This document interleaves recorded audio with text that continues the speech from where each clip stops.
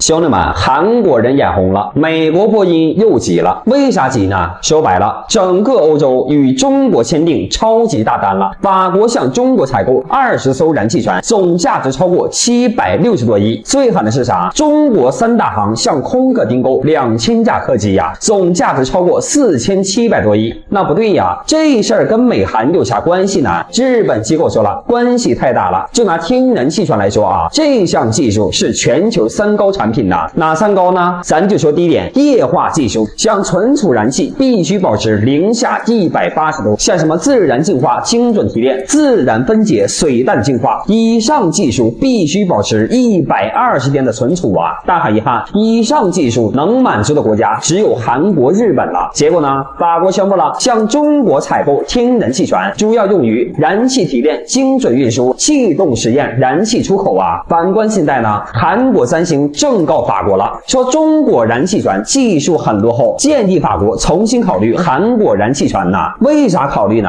说白了，韩国燃气船全球销量57艘，如果算上货运船，全球出口260艘。那话说回来，中国船技术真落后吗？欧洲港口说了，早在17年，中国有4艘大船为全球输送能源了。以上所有船背靠甲醇驱动，续航更远，成本更低，进化更强，寿命更长啊。反观现在呢，中国机构回馈大力，向法国采购2000架客机，以上客机有运输客机、贸易客机、小型客机、空中客机呀。以上客机总量超过2400多架，这就出现了今天的局面呐。波音眼红了，失去中国市场订单严重不足了，要想生存，严重依赖政府补贴呀。我就好奇了，韩美制造需要中国订单吗？评论区小的吧，下课。